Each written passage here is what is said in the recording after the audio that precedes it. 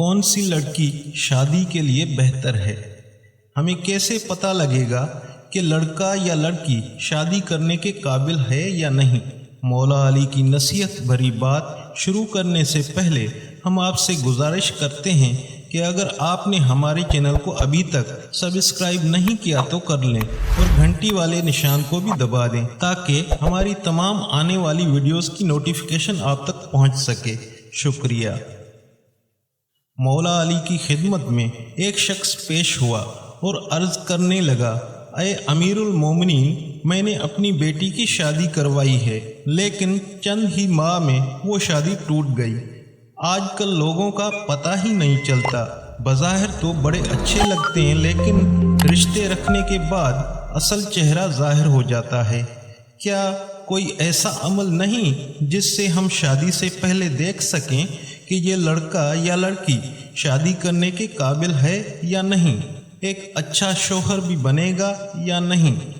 اس پر مولا علی نے فرمایا، اگر تم اپنی بیٹی کے لیے رشتہ دیکھ رہے ہو تو تم لڑکے میں یہ دیکھو جو لوگ اس سے مرتبہ میں کم ہیں، حیثیت میں کم ہیں، ان کی عزت کا خیال رکھتا ہے یا نہیں۔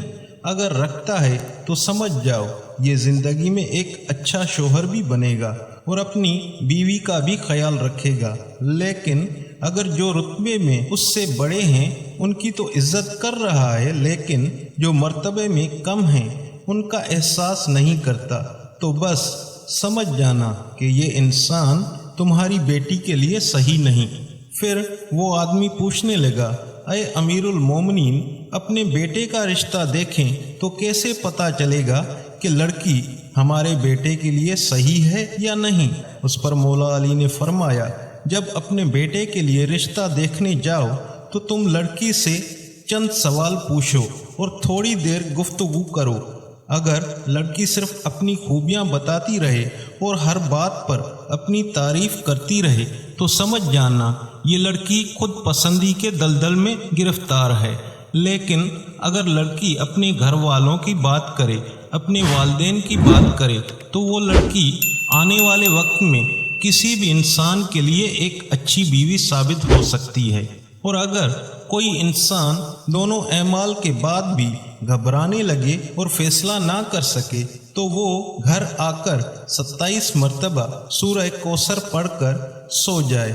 اگر خواب میں خوشحالی یا وہ لڑکا اچھے لباس میں نظر آئے یا وہ لڑکی اچھے لباس میں نظر آئے تو وہ انسان سمجھ جائے یہ رشتہ مبارک ثابت ہوگا، لیکن اگر خواب میں آگ یا شیطانی مناظر یا خون یا اس لڑکی اور لڑکے کا خراب روپ دیکھے تو پھر وہ رشتہ بہتر ثابت نہ ہوگا۔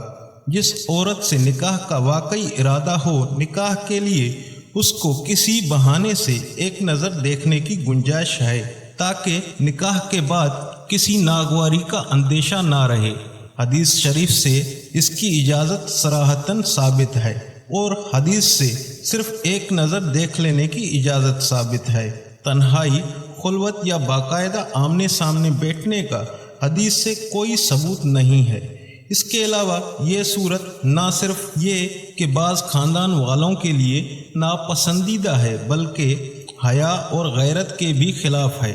اگر کسی بہانے سے لڑکی کو ایک نظر دیکھنے کی صورت نہ ہو تو گھر کی جن عورتوں پر لڑکے کو اعتماد ہے ان کو لڑکی کے گھر بھیج دے تاکہ وہ اس کی صحیح صورتحال کا جائزہ لے کر لڑکے کو باخبر کر دے۔ اللہ پاک تمام لڑکے اور لڑکیوں کے رشتے میں آسانیاں پیدا فرمائے اور ہمیں نیک عمل کرنے اور گناہوں سے بچنے کی توفیق عطا فرمائے۔ آمین۔